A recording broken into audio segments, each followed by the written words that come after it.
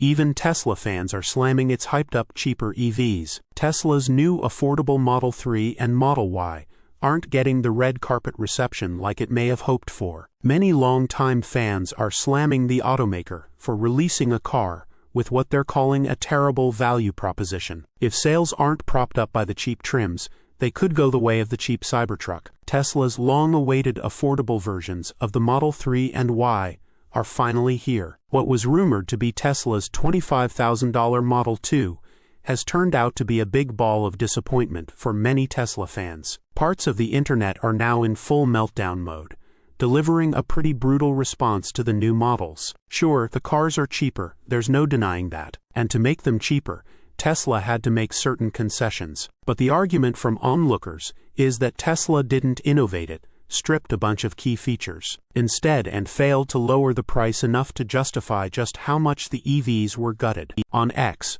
the social media platform owned by Tesla CEO Elon Musk, Tesla superfans who normally defend the brand like a religion are taking a step back to analyze what they actually got. The consensus is that the price point of the cars didn't just miss the mark, but is an awful value for anybody looking to get into a new Tesla today. Coming from a huge Tesla fan and investor, mostly always positive about their decisions, posted one user. But this is a bit of a disappointment.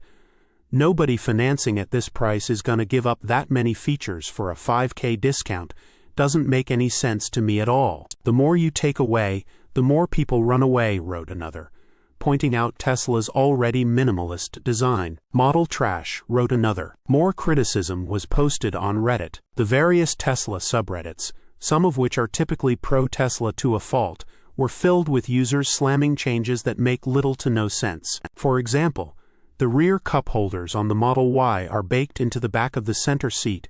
Not only does the cup holder sit at an angle, meaning that it seems pretty easy to spill liquid once you hit the accelerator, but there's nothing keeping anything stored in the rear hatch area from slamming into the cups if the driver hits the brakes abruptly. Others questioned why Tesla kept the glass roof on the Model Y and just slapped a headliner over it. Tesla is notorious for this kind of thing though. Historically, it has installed speakers and footwell lights in the partial premium interior of the Model 3, but didn't activate them in lower trims. You can quickly see where this line of questioning is going. YouTubers have also done a great job at showing off some of the less documented changes to the standard trim. One reviewer found that the Model Y standard's front plastics have been completely trimmed back to expose a significant amount of the bodywork underneath and trim down the available storage size. Tesla has also foregone wrapping certain interior trim pieces in carpet like the door inserts,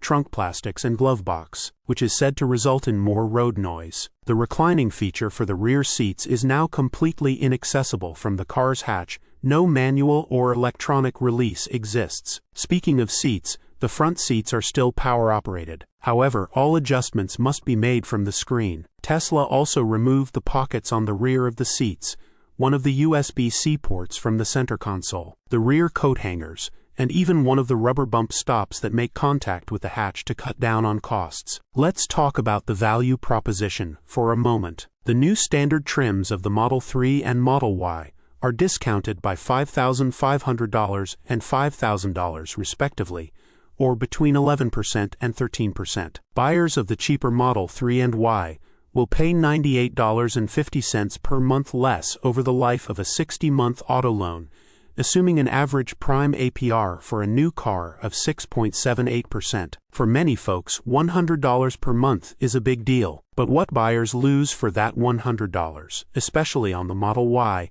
could make the car a very poor value for the money, and that's the biggest issue that critics have. Here is a comparison showing how the standard and RWD models stack up across the Model 3 and Model Y. Analysts have also expressed disappointment in the car's pricing. We are relatively disappointed with this launch, as the price point is only $5,000 lower than prior Model 3s and Ys, wrote Wedbush's Dan Ives. His note continued, while some might have been hoping for a lower price point, we believe this is a step in the right direction, and any knee-jerk reaction should present a buying opportunity to get into Tesla's autonomous path forward. Some speculate that Tesla is having a movie theater popcorn moment, $10 for the medium size, or $11 for the large, and at a price difference of around $5,000.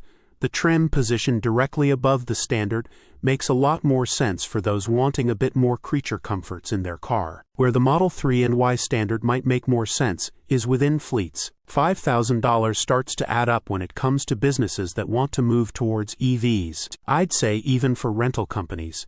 But some of the largest rental firms seem to have sworn off Tesla already due to depreciation and repair costs. Many users are pointing out that the best Tesla for the money is a used one. They might not be wrong either. Tesla values have historically tanked 3 times faster than any other brand, meaning that buyers can buy a slightly used version for a similar price, albeit not from Tesla, as its current used inventory appears to price all used 2024 and up Model 3 RWDs above the cost of the Model 3 Standard. There are similar cars sold on third-party sites starting at $27,000.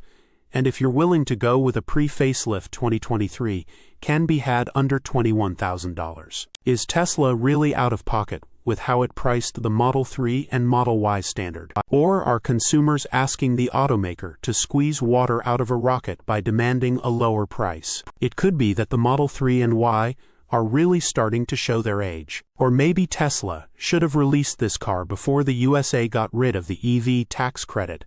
After all, it becomes a much easier sell at $29,490 and $32,490. Source: reposted and summarized from Rob Stumpf at insideevs.